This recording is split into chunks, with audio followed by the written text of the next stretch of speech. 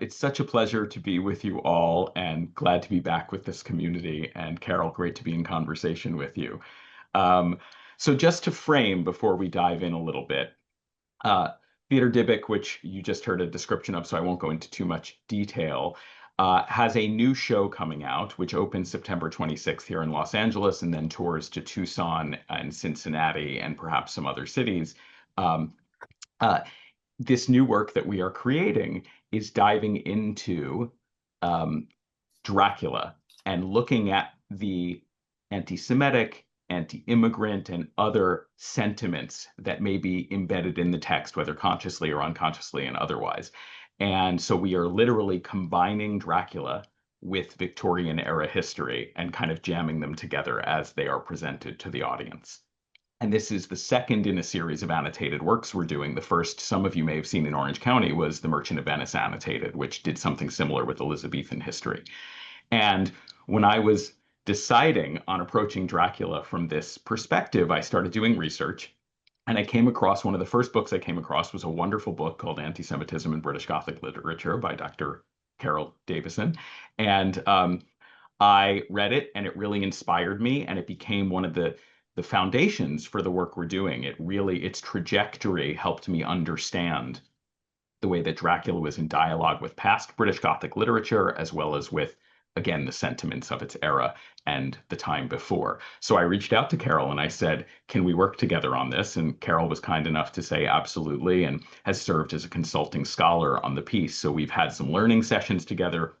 Carol has lectured the cast and the ensemble so that we all have a base to stand on as we explore this work. So I can tell you more about the piece at the end, but I wanted to give you a little context of our history and how we came to know each other and how instrumental Carol has been to the work we are doing. So that's all to say.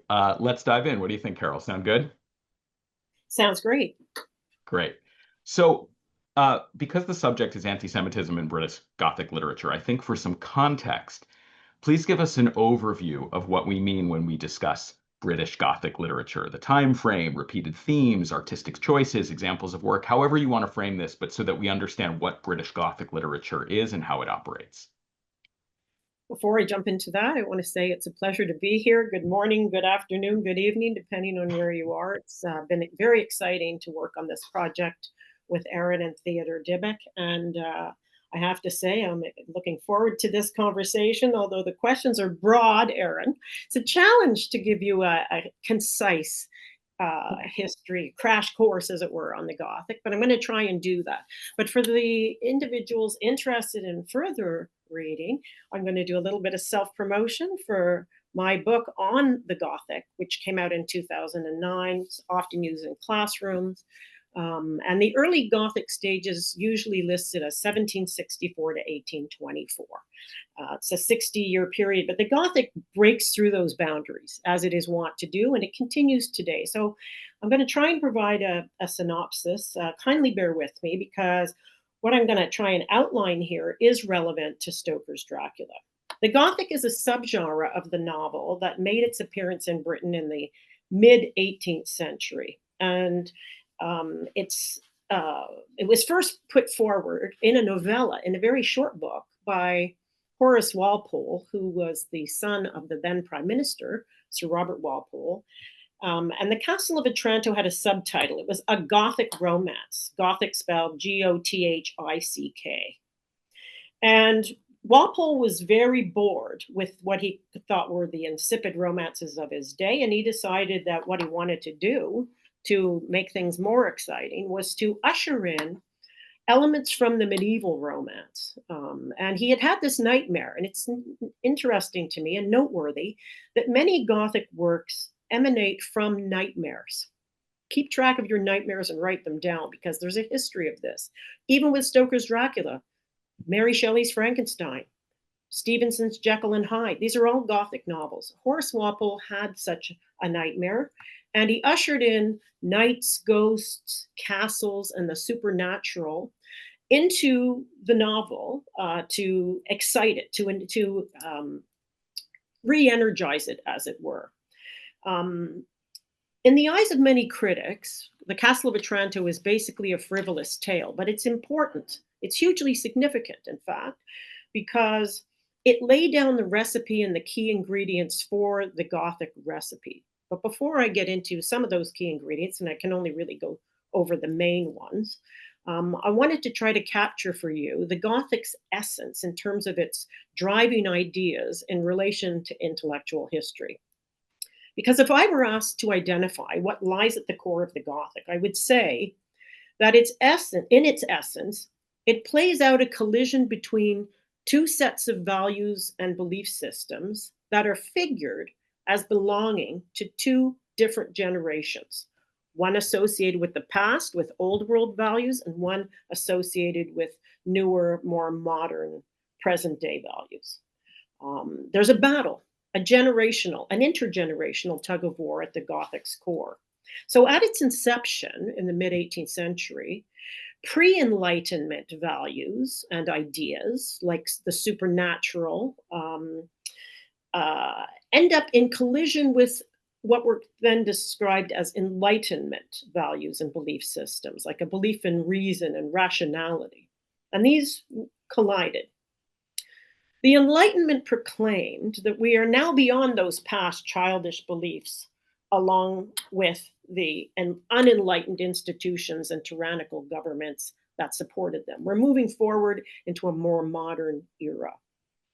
What the Gothic does is quite fascinating, and this is why I have a particular interest in it, because it steps in and it undermines those smug Enlightenment certainties and the faith in reason over the irrational, and the new modernity, the idea that we're in a new modernity, and we've stepped beyond the sins of the fathers, that old world.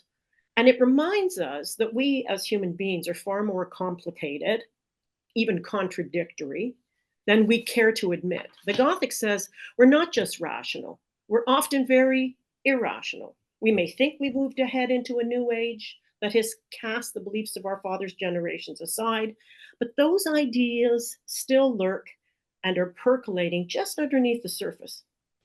The terror often lies in the threat that they may return. To bring a famous, slightly modified line from Shakespeare's Hamlet to bear on what the Gothic does, it reminds the Age of Enlightenment with its mantra of reason that, quote, there are more things in heaven and earth than are dreamt of in Enlightenment philosophy. So well in advance of Freud and his ideas about the unconscious and the return of the repressed, the Gothic suggests that irrational ideas, desires, and values remain at play. And they can, especially when least expected, come back to haunt us. We can't just compartmentalize and bury the past and make a clean break from it. So in the Gothic, what is played out, often in the form of undead creatures, monsters who emblematize and embody that past, the vampires especially, the zombies, the ghosts, is the past that is refusing to stay buried, the past rising up and returning to remind us that we're not as advanced or as civilized, as modern as we like to think we are. To make matters even more terrifying, the Gothic shows us that not only can we not successfully bury those monsters, we ourselves have actually created those monsters. Indeed, and this is perhaps the most damning revelation of all, we are the monsters. Horror of horrors, the monster is us. And so the monsters in these texts often mirror the human. But the monsters don't really exist. We fabricated them. We humans have created them. We, like Victor Frankenstein with his monster, have created them, and they reflect our monstrosity. Who we project them onto, right, changes over time and in the Gothic, but they don't really exist. They're a fabrication of our imagination. They show where our panics lie, where our anxieties lie, etc. Now, while the Gothic traffics in exploring the titillating but terrifying dark side of individuals, of nations, of cultures, their monstrous underbelly, it often ends up by returning the reader to the same daylight world with its safe assurances. But after those experiences, We can often see ourselves in the world around us through new lenses as we've been exposed to that dark side. And what I hasten to add in here is that while these works often seek to consolidate certain worldviews and ideas, the role of the cultural critic, like yours truly, is to identify and unpack their meaning, right? We can see a lot more in retrospect than we can at the time they're being produced.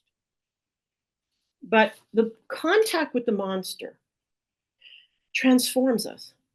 It's supposed to give us a new way of seeing. Again, it sometimes consolidates, it's sometimes contradictory, consolidates and contradicts and questions and contests our worldviews. As it turns out, Walpole's little novella turned out to be extremely adaptable, and it spawned various other subtypes of the Gothic fairly early on. And I just want to quickly run through a few, for example. The female Gothic in the 1790s shows up. Women writers hijack the form in order to explore and express their concerns around issues such as marriage and motherhood, domestic ideology. We see this, for example, in Anne Radcliffe's The Mysteries of Udolpho, which is the most famous female Gothic novel in the 1790s. But we also see it in a lot of Victorian literature, like Charlotte Bronte's Jane Eyre. The 1780s and 90s are also an era of revolution. I'm talking to some Americans there, right? And we're on the heels of the American Revolution, in the throes of the French Revolution, the beginning of the Industrial Revolution, and the Haitian Revolution is on the horizon. And we see another subtype of the Gothic appearing, and the two most famous authors that I like to talk about with regard to that are Mary Shelley's parents. Mary Shelley, who writes Frankenstein. Her mother, Mary Wollstonecraft, the proto-feminist, considered quite a radical, hyena in petticoats, as Horace Walpole called her in the day, a monster herself, right? Writes Gothic novels too. Her husband, William Godwin, writes Gothic novels. Even though he's a political philosopher, he decides to use that form in order to make his ideas, to circulate them, to disseminate them, and to make them more understandable in a fictional way. So Mary Shelley in 1818, when she's writing Frankenstein, comes by it quite honestly. And she writes, like her parents, these novels of ideas, these Gothic novels of ideas. And that changes the face of the Gothic, really, to the point where we end up with what I like to call the metaphysical Gothic in the, let's say, subsequent to Frankenstein. We see a lot of this in American literature, in British literature. And the metaphysical Gothic opens up what I call the big questions, big ontological and existential questions around what it means to be human, the possible existence of God, and the afterlife. It flirts with the potential dangers of and the ethics of us using our new scientific technologies. It wrestles with capitalism and our drive to accumulate and to colonize, etc. Racial issues are explored, even in Frankenstein, by the way. We find examples of this subtype in something like Herman Melville's American Gothic novel, a Bible, a great book, Moby Dick. A lot in Hawthorne's books as well. And I'm writing a book right now on Emily Bronte's Wuthering Heights, where it's so multifaceted in the questions that it engages with. It's an astonishing work of literature. Again, a Gothic novel of ideas. Quickly, I just turned quickly to identify some of the key elements in the Gothic. Probably the foremost element is where these novels are set. The haunted, contested castle, which taps a whole slew of issues, from inheritance to property issues, family values, past family history, even genetics. When we get to the picture of Dorian Gray at the end of the 19th century, that question is looming large in the wake of new scientific ideas. But the castle is crucial. It's the physical space that is used to explore the psychic space of the protagonists in the stories. There's always a reflection. It's like a mirror of what's going on, an engagement with their anxieties, and concerns, and desires, as we see with Jonathan Harker in the castle there, Aaron. That's what I'm thinking of with him, with the vampire trinity. Also with the castle, it changes over time class-wise. We move from a castle to a manor house to a house. By the 20th, 21st century horror film, we're into cabins in the woods. But these architectural spaces are so very crucial to these authors' explorations of the character's psyche. And we really go internal in the Gothic, especially starting in the Victorian period through to the 20th and 21st centuries. Another key figure in these works, another key element, is the Gothic villain. He serves as the monster figure. He starts out nefarious, heartless, evil. He can barely conceal his evil. This changes over time, becomes a much more complex character, so that we now talk about the hero-villain in the Gothic. And as I said, the Gothic lays out intergenerational debates and collisions. And when we get into the 19th century, there's huge anxiety around science and medicine and all of that, starting from Frankenstein onwards. So we get this group of experimental doctors and scientists who, for a variety of reasons, some even psychological, or especially psychological, challenge the powers of God, transgress against the powers of women. And they fit that bill as hero villains. The thinking right here of the best example, of course, is Dr. Jekyll and Mr. Hyde.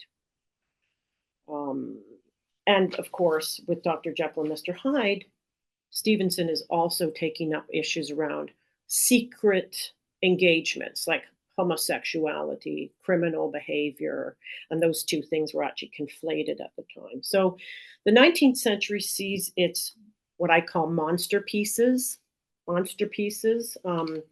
Frankenstein, Jekyll and Hyde, Dracula, these hybrid human monster blends, and they tap into different panics of the era. And I'll just end off there by saying in Stoker's Dracula, we even see this concern, although they're never represented. These sequences where Dracula attacks men, for example, they're never actually represented. They tap into what's going on with Oscar Wilde at the time, who, by the way, was a friend of Stoker's for some time. They both hailed from Ireland, and Stoker's wife actually had a brief relationship with Oscar Wilde. But Dracula is shown to be an equal opportunity bloodsucker. He's a sexually perverse monster. And that's just one of the many anxieties that are raised in that novel. Thanks. So that is a great foundation for us to kind of stand on as we think about the case you're making around anti-Semitism in British Gothic literature, to help us understand the ways in which the concerns, the anxieties of the time, the changing levels of society and engagement opportunities are showing up and in these novels. And so I think about that. And so I think the next step would be, tell us a little bit about what's contained in your work, Anti-Semitism in British Gothic literature. Help us understand the case you're making about anti-Semitic beliefs and prejudices and how they are present in that work. And especially given all you've already shared about what those works are a vessel for. So please take us through that. I might not have given a clear sense of how the Gothic, especially in the early era into the Victorian period, was so engaged with theological questions. But when I first came to this form and started to ask questions about it, anti-Catholicism was front and center. And there had also been a book about Protestantism and Calvinism, its various sects, and their role in the Gothic. But let me just quickly say about anti-Catholicism, these Anglican and Protestant writers of the early Gothic were intent on differentiating themselves from their previous history, right? The history of their fathers. Let's go back to that opening commentary that I gave about what the preoccupations are here. And they wanted to distinguish present-day Britain from their Catholic past, a Catholic past that they represent in these novels as tyrannical, brutal, outdated, antiquarian, and they wanted to move beyond that. In American and Scottish Gothic, you see a preoccupation with Calvinism and the dangers of certain sects of Calvinism. When I first started my PhD at McGill and decided on a dissertation, there had been mention made of Dracula as and his engagement with Judaism. The Jewish question is what I call it now. And we can certainly see where the blood libel is obviously at play, which dates back to the medieval era where Jews were said to kill Christian children, usually boys, to either reenact the crucifixion or to use that blood in the Passover Seders and other rituals. Scholars claim that Dracula exploited that idea, and one sees that certainly in the opening sequence in Transylvania in the novel, where the count goes out at night and returns to the trinity of vampire women and throws in that baby in a bag, a live baby, for them to feast on. It's a very disturbing sequence. And certainly the blood libel is again referenced when Lucy Westenra, after being transformed into a vampire later in the novel, becomes what the children call a bloofer lady, a very treacherous creature in a cemetery who, in order to survive, lures and attacks children at night and consumes their blood. After reading these comments, and they were few, but they were interesting to me, I was convinced there must be a forefather. There must be some other Jewish type of figure and engagement with the Jewish question in the Gothic tradition. So essentially, my dissertation set out to undertake what I would call a genealogical deep dive into the cultural history of the Gothic to trace the lineage of Stoker's monster. So I went back into the tradition, and one of the first figures I came upon was Shylock, of course, wanting his pound of flesh, blood libel issues there as well. But I also discovered an engagement, proliferation of the figure of the legendary wandering Jew, a figure who was especially popular in German literature, said to have been cursed to walk the earth until the second coming for mocking Christ on his way to Calvary. And what I noticed about the descriptions of this figure in 18th and 19th century British literature, he was on the stage, he was in novels, he was showing up in weird places, was that he was associated with alchemical science, the way the Jews had been represented and associated with that history of alchemy. And he's more like a magic magician. There was some sort of black magic magician, I want to say, as engaged in satanic rituals. He's not the wandering Jew you expect to find. And he shows up in the Gothic in William Godwin's novel, St. Leon, where he's a threat to the national economy. He's stigmatized. There's something very concerning around his whenever he shows up. And then in Matthew Lewis's The Monk, he is a tremendously supernatural figure and engages in satanic-like rituals. So I found some father figures, as it were, in the tradition. And I found a wonderful book by Reform Rabbi Joshua Trachtenberg on the devil and the Jews in the medieval period that did an incredible job at delineating, by way of text and visual iconography, the long-standing association between the Jew and the devil. So this gets into this new monster, this new configuration of the wandering Jew.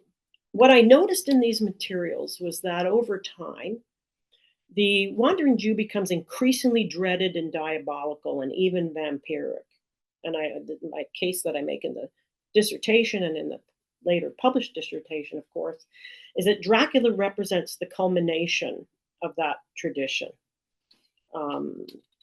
He is initially in the wandering Jew legend, especially meant to be an example for the edification of sinners. But he becomes this, as I've said, antichrist-style magician who poses a threat to the British nation and its values. So the question was, what's he doing there? What does he mean? What does he signify? What's his role? And there was another literary critic published a book in 1995, Michael Ragusis, whose work sort of has aspects of mine, like it aligns with some of my insights and some of my engagements, although he doesn't really deal at all with the Gothic. He publishes that book in 1995, and he says the English turned to Jewish questions to answer English questions. And that's precisely what I would say happens. In terms of the question, what does it mean to be a Christian Briton? Well, the figure of this demonic wandering Jew is set up to represent what Christian Britain should not be, right? This is part of the creation of the monster, projecting onto a monster what Britain's national values are. And these authors become what I would say are a type of spin doctor propagandists who graphically describe the monstrous vampiric wandering Jew in order to identify and clarify what the Christian Britain is not. And it's funny when you get into the Victorian period because you see big figures who take on these resonances and these Gothic, this Gothic paraphernalia and clothing, as it were, like Anthony Trollope's Augustus Melmoth in The Way We Live Now, published in 1875. A man who was a Jewish financier becomes an MP and is later revealed to be a total and utter charlatan. You see Gothic aspects in his portrait. And what the threat that's being raised here, as far as I can understand it, and this is my argument, is that the wandering Jew threatens to convert Britain, Christian Britain. He threatens to Judaize Christian Britain for all intents and purposes. And conversion extends here well beyond theological conversion. It becomes a trope for a variety of values and behaviors, from economic to the sexual. And economic anxiety seem really to underpin a lot of this. And I think that we see that from Shylock onwards. But it's there in Dracula as well. If I go there, I'll get into maybe a confusing argument. But the economic concerns are, I think, writ large in terms of this figure. And of course, the figure of Shylock is at play. But you can see it as well. You can see the formation of this monstrous wandering Jew, even in such figures as Dickens' Fagin in Oliver Twist, a pederast fence, a criminal through and through, who, in keeping with the blood libel, threatens children sexually and otherwise. In fact, in his conversion of those children into criminals, that it may result in their deaths, because there were 222 capital crimes listed in the bloody code of Dickens' day that made pickpocketing punishable by hanging. So Fagin may be seen to be enacting the blood libel and placing the lives of those Christian children at risk. But he's also described by Dickens as possessing fangs. The iconography around Dracula and living in filth and his extreme mobility through the slum areas of London, he's almost supernatural, the way he's described as gliding. A lot of that also informs Stoker's portrait. So Stoker's Dracula is an amalgam of a variety of anti-Semitic stereotypes that develop over time, but we can discern certain preoccupations there. And as I say, economic, sexual, I mentioned Fagin, he's a pederast, he preys on children in a new and very concerning way, disgusting way. And Dracula is, just to end off here a little bit about Dracula, in terms of how Freudian scholars have read him, he's the polymorphous perverse. He's an equal opportunity bloodsucker. Men, women, whatever's going, he's on it. But I would also bring it back in a few minutes to Um, his focus is on women, and I can open up that can of worms shortly. Yes, thank you, Carol. So a couple things I want to kind of follow up on that you brought up. I mean, one is I really appreciate how you captured the essence of all the considerations at play, right? There, as you said, Mhm, underpinning or economic concerns, and then often the blaming of Jewish power, Jewish figures for economic challenges and difficulties, or for the economic system overall. You just brought up some topics around women, and also because for those who are listening, I mean, one of the things the play deals with is the fact that the late Victorian era, right, when Dracula was published in 1897, is a time of huge change in society. We have giant technological advances that are occurring. We have the rise of the new woman, which I know you may talk about. We have the height. We're in the midst of Eastern European Jewish migration to England, the U.S., Canada, right? In mhm, huge numbers. So mhm, we are seeing all of these concerns kind of collide in Dracula. And I think you helped us understand how the imagery really speaks to that in some clear ways. So I'd love to hear from you a little bit more about those intersections. You just talked about women. And you just talked about the changes in society and it reflecting as much on England as it does on Jews, if not more, as you said. And so I think that it would help us to understand how these anti-Semitic notions and tropes kind of mhm. uh, cross with those other concerns, especially around the changes around women, because I think that is so important in the novel and how Dracula is a figure that deals with that. So please, I'd love to hear a little more about that. Well, maybe as a prefacing way in, I don't want to sit here and delineate all of the anti-Semitic aspects of Dracula, but there are a good number of them, and I can't even list them all, but they're in my book for sure. But what Stoker does is to bring those anti-Semitic ideas into play in regard with to contemporary concerns of his day.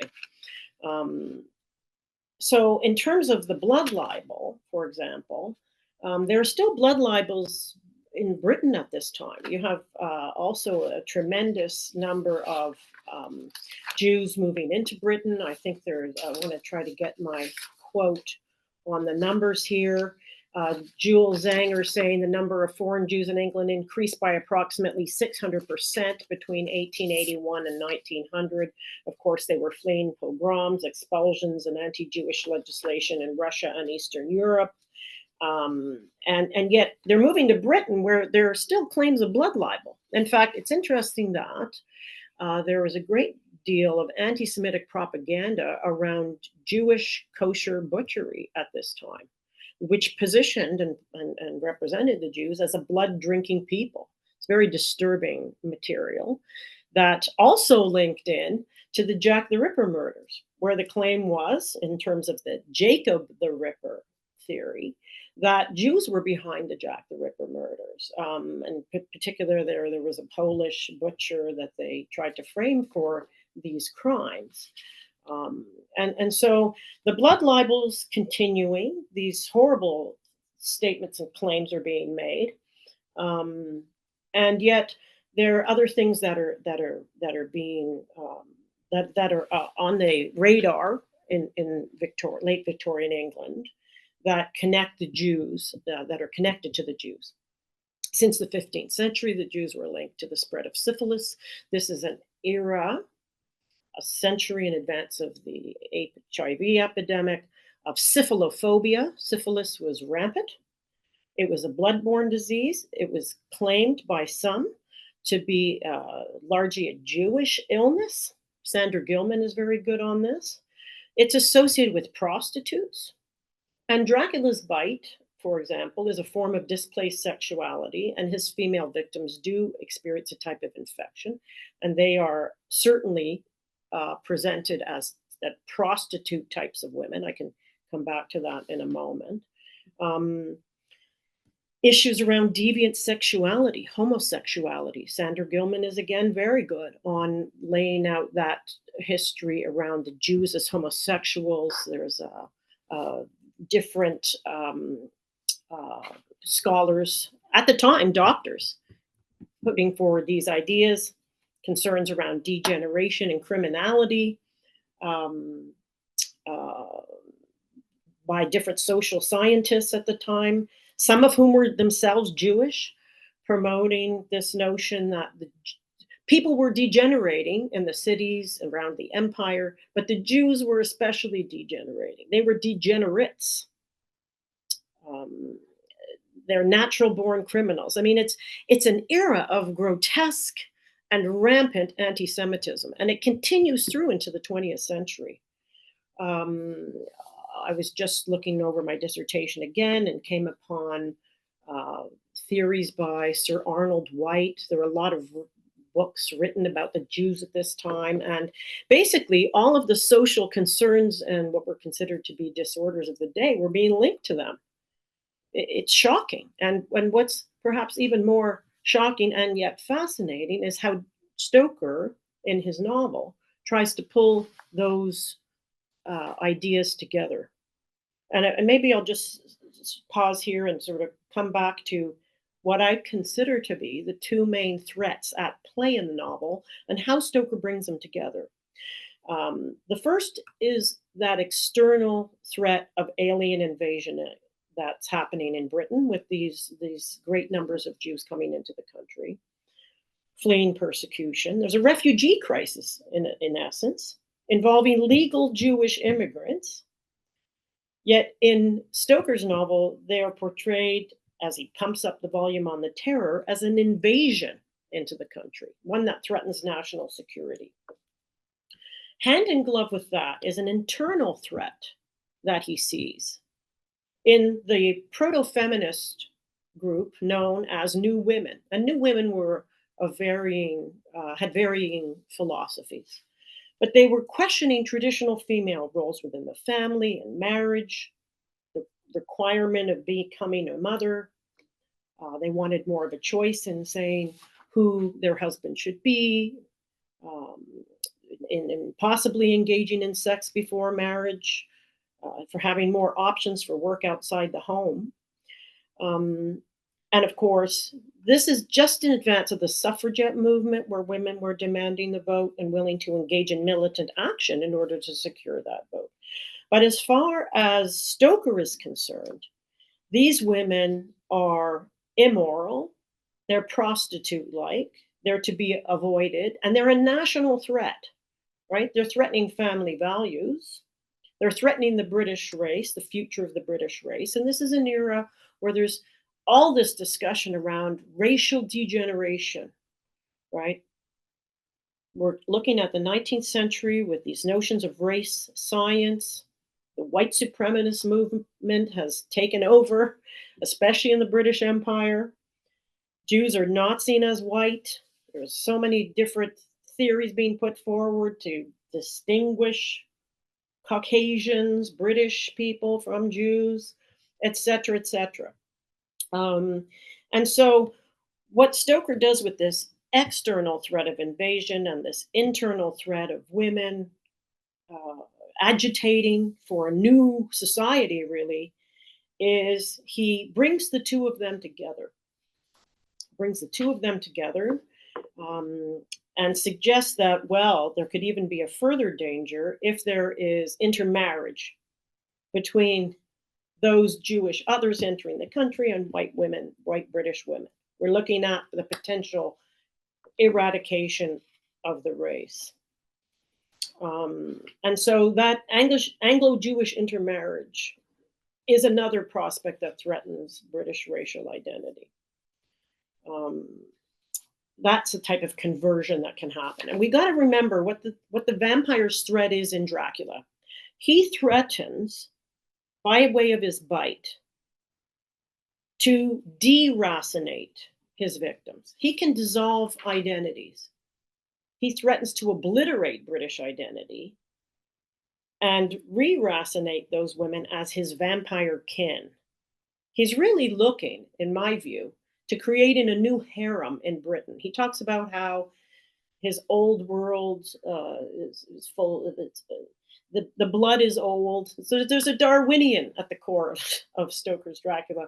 You know, if I move there and I get these women, I can create my own new race, as it were, right? New race. And he does so undercover. He comes in, right? We don't know he's a vampire. The Britons don't know he's a vampire. He's buying real estate in England. He's a crypto Jew, in essence, because Stoker conflates vampirism and Judaism in the story. And the crypto Jew is particularly concerning. He seems to have assimilated into Britain. He seems like one of us, as it were, right? But he's represented in the novel as a type of terrorist sleeper cell who has the nefarious objective, hidden objective of taking over Britain. And of course, the manner in which he threatens to do that is by attacking these new women that Stoker describes as figures as type of sexual deviants because they want male prerogatives. Those new women are a liability. And their combination, the combination between Count Dracula and these women, will pose the end of civilization as we know it. That's the threat. But there's other things, Aaron, that I think you and I have discussed before around what's really hidden at the core of this book are geopolitical concerns, right? That the British Empire was on the wane at this time. Lenin talks about 1897, the year Dracula was published, as the apogee of imperialism, and the rest is going to be history. And there's cracks in the armor of the British Empire. There's great debates in Parliament about how much it's going to cost to defend, et cetera, et cetera. And so a worry is because they see America is on the rise. Germany is on the rise. And there's novels that show this anxiety is percolating. They're going to overtake us. What are we going to do in the future? We can't afford this empire anymore. And what's happening in the novel is that the empire strikes back in the figure, in the form of Dracula, right? What Dracula does to Britain is what Britain's done around the world. So the monster, as I have said, mirrors Britain's imperialist activity. But it's interesting to me, what's most interesting is that in the wake of this and in the midst of these geopolitical concerns about America and Germany, what Stoker opts to do is to focus his attention on this, for all intents and purposes, Jewish vampire, because there were great concerns voiced and written on paper. Sir Arnold White, who I just referenced in his book, The Modern Jew in 1899, is concerned that the Jews are taking over secretly. And by the way, Sir Arnold White was a patron of the Lyceum Theatre, which is where Stoker's boss, Henry Irving, the most famous Shakespearean actor of his day, worked. Stoker worked for him, and there's no doubt in my mind that he knew Sir Arnold White, who, in advance of publishing that book in 1899, had published a lot of articles, anti-Semitic articles about the Jewish question across the 1890s. And White declared that, quote, "The engine of international finance is under Jewish control." He was also a strong supporter of the Aliens Act of 1905 that effectively prevented further immigration of Jews from Russia into Britain. And that was the vast majority before that time. And it also put in jeopardy and caused tremendous fear among those recently immigrated Jews who were just trying to get their feet, trying to get settled in Britain. That 1905 British Aliens Act is a disturbing and really hateful anti-Semitic act that was born of this immigration. So there's concern around Dracula bringing his money. He's dabbling in real estate. You know, one thing about Dracula that I think scholars often fail to mention, and it might really lie at the heart of why he's so terrifying, is he's a chameleon. He's adaptable. He's not just sitting on his treasure of gold and treasures and coins, and he's brought those to England too. And we see that about him. That's old money, that's old capital. And that's considered bad capital in the novel because it's not circulating in the economy. He's adapting for the future, dabbling in real estate, etc. That's where I think he is most threatening and dreaded. So I think that Stoker opts to demonize the Jews as opposed to the Germans and the Americans. In the novel, we see with the Crusaders, the brotherhood is forged between the Americans and Van Helsing, the Dutch Van Helsing, to counter that terror of Dracula. And the last thing I'd say about Dracula that's also quite interesting is how in Stoker's novel, the invasion, the person invading, is a count. He's an aristocrat. He's not these disenfranchised, impoverished refugees coming in, right? It's interesting that Sir Arnold White will distinguish between the established money classes of Jews in Britain, the Anglo-Jews. They're not so worrisome to him, but the immigrants recently arrived are a worry. I think in Stoker's novel, what we see presented is that the threat is twofold. It's emerging from both, again, inside and outside the country, from those Jews long resident in England and the new immigrants. Stoker forges a lethal combination in the figure of Count Dracula. So Carol, I'm going to hop in for 1 second just because we're going to start to transition to questions. So so first, thank you, because I think something you've presented us with is, first of all, how packed this book is with all the considerations and sort of the ways in which these show up. And as you just captured with the figure of Dracula, himself or itself, depending on how you want to frame that figure, kind of capturing both sides of an anxiety, a prejudice, a concern, however you want to frame it. And I even want to say, we in the play deal with the fact that the way we often think of the book of, these heroic figures going and defeating the threat, the way we frame it is the English and Northern Europeans and the American ally go and chase down the foreign threat to his own land and strike him down on his own land on a kind of, as you said, crusade, which is a reframing, I think, of how we often think of the heroic actions in the novel. So I just want to acknowledge, thank you. I know we are in the last, 8 or 9 minutes, so I want to transition to some questions. A few came to me about William Blake, about Stoker, and was he actually anti-Semitic himself? What do we know about that? A few other things, but I'm going to turn it over to our hosts to lead this discussion. I am sorry if we don't get to all the questions that came up because a number did, and we'll go from there. Carol, thank you so much. Cheryl, I'm going to turn it over to you. Thank you, Carol, so much. Thank you, Aaron. Maybe we will start, because I see we got some double questions, and I do want to start with the ones you mentioned. So maybe you can just phrase them and we'll pass them on to Carol. And then we also have some questions relating to your work together and to the play itself. So we'll start with the ones that you mentioned. Great.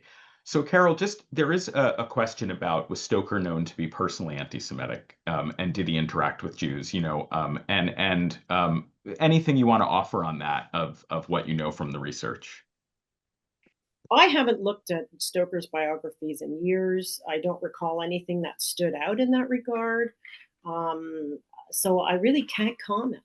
What I can say is, in terms of other representations of Jews and the theater that might be relevant here, but it's not with Stoker, is Oscar Wilde, quite an anti-Semitic moment in Dorian Gray, where the Jewish theater manager is described very negatively, to put it mildly. But I don't know about Stoker's own personal engagements there at all. Lyceum Theater, they would have Jewish patrons, but I don't know about his interactions with them at all. Great, thank you. One other question that came up, and this is just kind of about the Gothic in general is how does this intersect with William Blake? There was a question of is there any?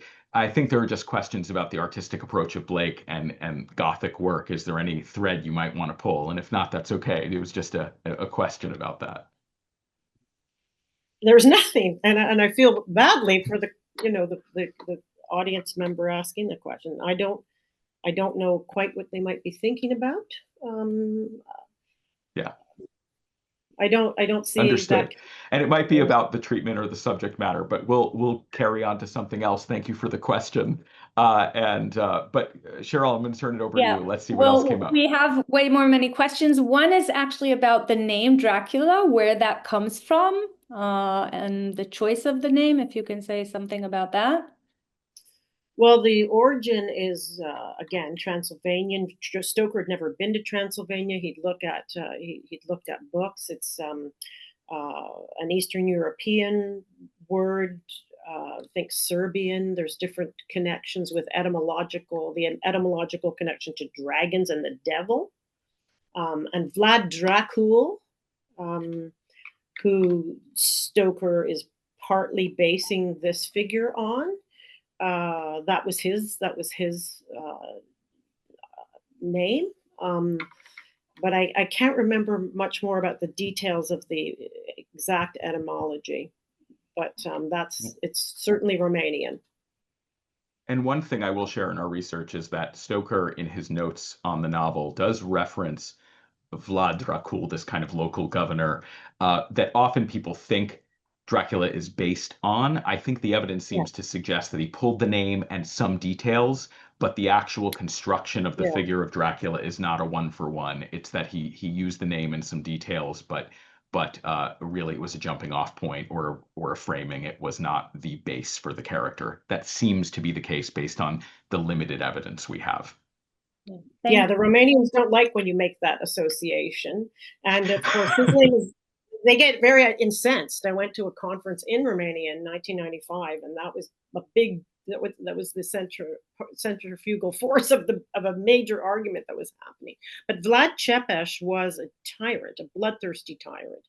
He skewered people literally on these poles as a propagandistic method to retain his power. He was a hellish tyrant. And so part of, again, this complex portrait of Dracula, this is informing part of that, but that's only like a little piece of it, really.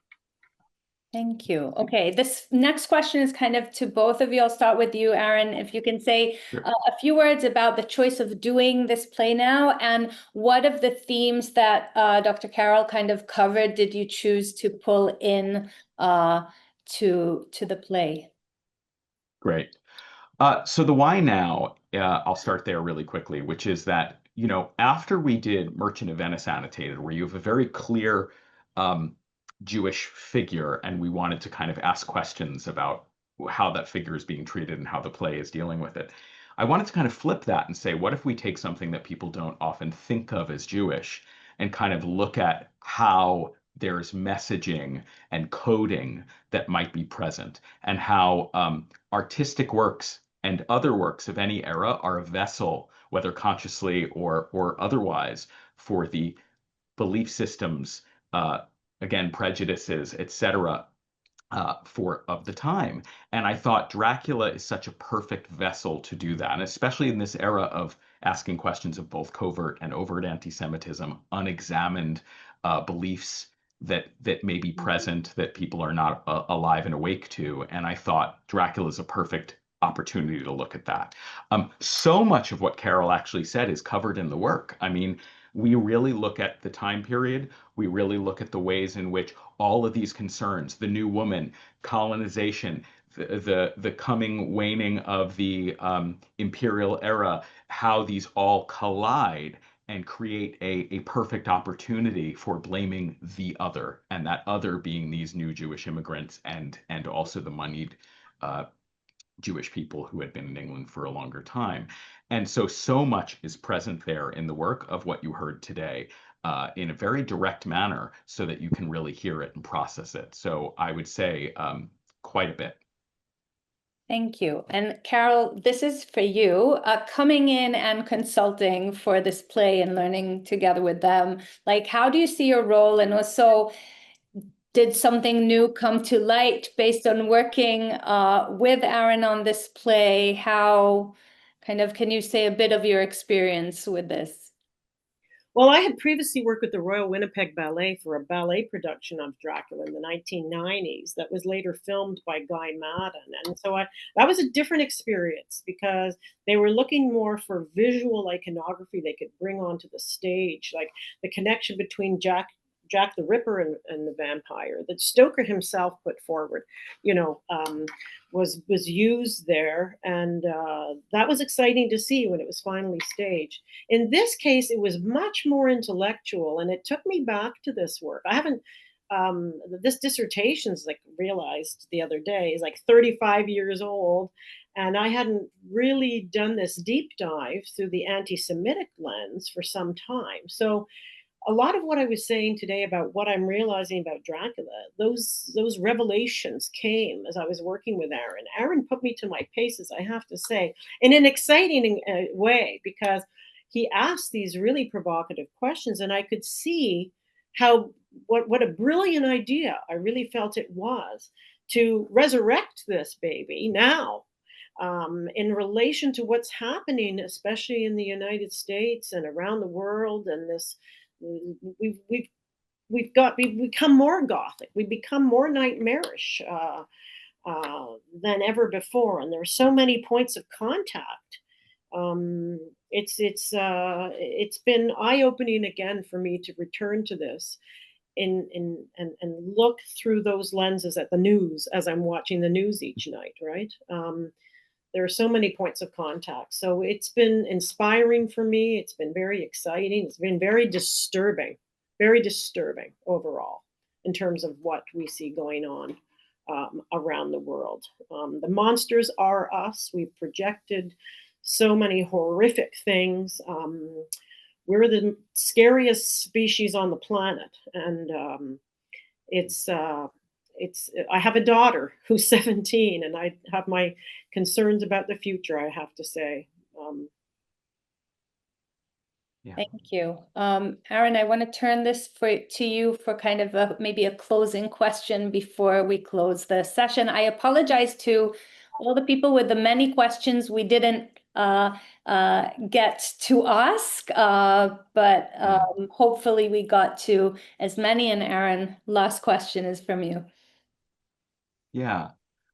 First, I just want to say one other piece of framing. I mean, Carol, what you just said and what you said earlier in your talk about the monster being us. I mean, the piece deals with this directly. There's a very famous sequence in Dracula where Jonathan Harker looks in his shaving glass and only sees himself and not the monster behind him, does not see Dracula. And it's, of course, become famous largely because we identify it with, oh, the Dracula casts no reflection in the mirror. But in the play, we very directly sort of align that with the colonial and imperialist endeavors of Britain to show how what's being seen is our own actions, and we're kind of blaming the monster. We're saying, "Where's the monster?" But there we are, right in front. So the play is also theatrically playing with the very themes that Carol is touching on. So I guess, Carol, I'm going to ask a kind of wrap-up question, which is that,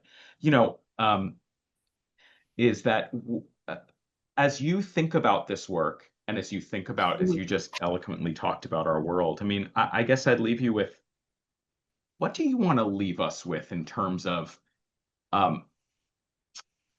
how we can either process the art we've been presented, such as all this Gothic work, or create work? I mean, how does processing this work? I mean, you are focused on studies of the Gothic. How does that inform how we look at our world today? How does it inform how we receive art, how we receive literature? It's an open question of just reflecting on the Gothic and what it has to teach us about our own world today. And you've talked about some of this, but I'd love to just hear any last reflection. Well, I think we have to be as critically minded as possible and not just swallow information that's given to us. I mean, we see AI we can't even discern now what's real from what's fictional. And yet I think the Gothic monsters, the fictional and the real, are blended, and they have so much to teach us. But we do have to ask the right questions, always keep those critical lenses on, be skeptical, probe further, and just be aware of the tradition. Like, you know, I know you were perhaps going to ask me a question about where did I find these semiotics, this image, this iconography of the vampiric wandering Jew in later things.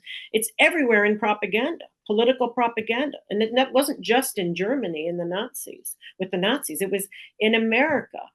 And we see it popping up everywhere. I saw a very controversial and disturbing image of Prime Minister Netanyahu as Nosferatu vampire in a Quebec magazine, a newspaper rather, in La Presse.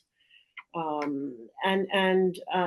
we can be critical of that regime, it's certainly never okay to resurrect anti-Semitic stereotypes at any time. And so it's always mind-boggling to me how this very tired imagery, this monster imagery, never dies.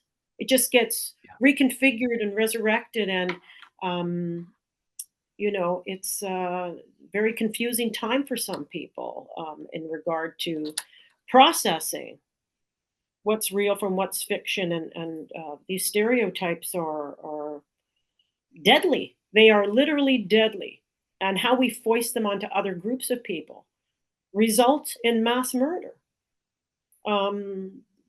The propaganda that we see of, you know, using this anti-Semitic iconography resulted in the murders of Jews, the genocide. They prop up these horrifying realities. We like to think sometimes culture's over here and real world's over here. Not so. They go hand in glove, and we cannot afford to forget that. Thank you. I think that's a powerful and important place to wrap up, that wherever we sit, you know, politically or otherwise, we see these images show up, and they have real world implications, and they have real world impact, and they are repeating and repeating, as you just mentioned, Yes. in Nazi Germany and beyond. And so I really thank you for that wrap up. I think it's important to hear. Carol, before I turn it over, I just want to say personally, as people are watching, thank you for all your good work in helping us understand this work so that we could create something meaningful. And this time meant a lot. Thank you. Thank you to the team here. Thank you to the team. Before I thank the two of you, I'll just have a small plug-in, because those of you who want to see the performance and are able to, the upcoming performances are going to be in LA starting September. We will send the links for you to purchase tickets, and after LA, it's going to go to Tucson, Arizona, and to Cincinnati, Ohio. And while it's in LA, CSP is going to probably find a way to bring a group of our people to see the show. So make sure that, you know, if you can, go see the show, and we'll send all the information. Obviously, also all the links to the books and much more.